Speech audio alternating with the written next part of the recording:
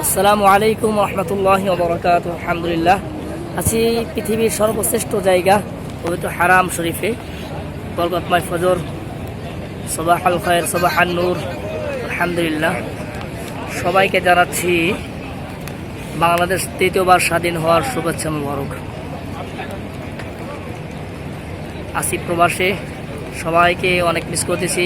দেশের জন্য খুব মায়া হচ্ছে। দোয়া করি আল্লাহ তাআলা যারা এই দেশ স্বাধীন করার জন্য রক্ত দিয়েছেন, জীবন দিয়েছেন, বিভিন্ন পরিশ্রম করেছেন, আল্লাহ তাআলা সবাইকে উত্তম জাযা দান করুক, আমিন। যারা মৃত্যুবরণ করেছে, আল্লাহ তাআলা সবাইকে শাহাদাতের মর্যাদা দান করুক, আমিন।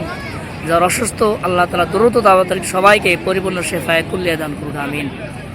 আল্লাহ তাআলা সদা সর্বদা আমাদের সবাইকে সত্যের পথে থাকার, সত্যের পথে থেকে অন্যায়ের বিরুদ্ধে লুকিয়ে দাঁড়ানোর তৌফিক দান করুক, আমিন।